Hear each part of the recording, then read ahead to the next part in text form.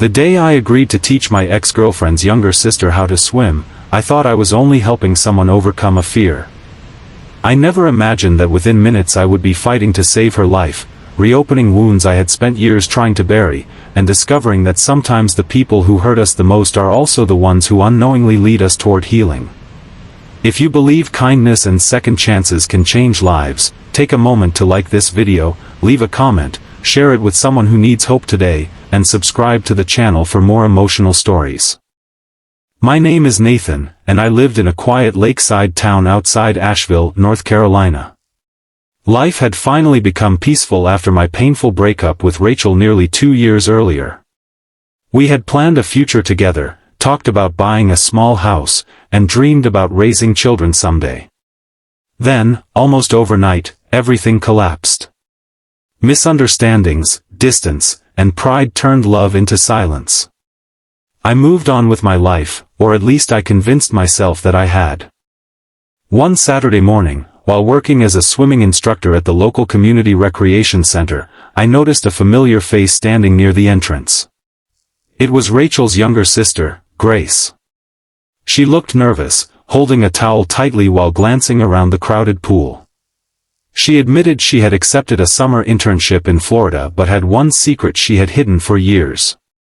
She couldn't swim and was terrified of deep water.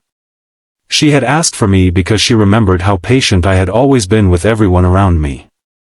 For a moment I considered refusing. Seeing someone connected to Rachel reopened old memories that I had tried so hard to bury. But Grace wasn't responsible for the mistakes of the past. The fear in her eyes was stronger than the awkwardness between us, so I agreed to help. The first lesson was slow and careful. Every step into the water felt like a battle for her. She held on to the pool wall as though letting go would change her life forever. I reminded her that courage isn't the absence of fear. Courage is choosing to move forward despite it.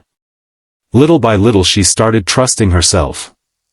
Every lesson brought a small victory. Soon she was floating, breathing correctly, and swimming short distances with growing confidence.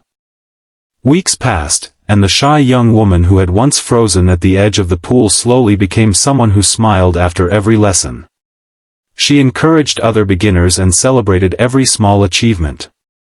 Watching her confidence grow reminded me that healing often begins with one small step, even when life convinces us we're too broken to continue. One cloudy afternoon I decided she was finally ready to practice in the deeper training lane. Everything seemed perfect until another swimmer created a large wave after jumping into the water nearby. Grace lost her balance, swallowed water, and instantly panicked. Every lesson disappeared from her mind in a matter of seconds. Fear took complete control. She slipped beneath the surface. Without hesitation I dove toward her, reached her within seconds, and carefully brought her back above the water before guiding her safely to the pool's edge. The entire incident lasted less than a minute, but for both of us it felt much longer. Once she was sitting safely on the side of the pool, she couldn't stop shaking. Tears rolled down her face as she kept blaming herself for freezing. I told her something I wish someone had once told me. Falling isn't failure. Refusing to stand back up is. Those words stayed with both of us. A few days later Grace surprised me by returning for another lesson. She admitted she almost never came back because she was embarrassed. But she realized that fear had already stolen too many opportunities from her life, and she refused to let it win again. From that day forward she trained harder than ever. Every lap she completed became proof that determination is stronger than fear. By the end of summer she wasn't just swimming confidently. She was helping nervous children during beginner classes, encouraging them with the same patience that had once helped her.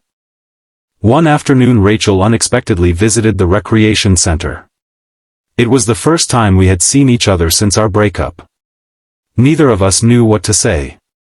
The silence between us carried years of regret, misunderstanding, and unanswered questions. Grace quietly thanked both of us for being there when she needed support, reminding us that life is too short to let pride keep good people apart. Rachel and I didn't get back together. Some stories aren't about finding lost love again. They're about finding peace. We apologized for the mistakes we had both made and wished each other happiness before walking in different directions. For the first time in years, neither of us carried anger anymore. Months later, Grace sent me a picture from a beach in Florida. She was standing in the ocean with a huge smile on her face, no longer afraid of the water that had once terrified her. On the back of the photo she had written that learning to swim wasn't the greatest lesson she received. The greatest lesson was discovering that fear doesn't have to decide the future. If this story touched your heart or reminded you that hope can appear in the most unexpected moments, please like this video, share it with someone who needs encouragement, and subscribe for more emotional stories. Before you go, I have one special request. Please leave a comment telling us about a moment when kindness or a second chance changed your life. As I looked at that photograph one final time, I realized that sometimes the people who walk back into our lives aren't there to reopen old wounds. They're there to remind us that forgiveness is stronger than regret, courage is stronger than fear, and the smallest act of kindness can change someone's entire future forever.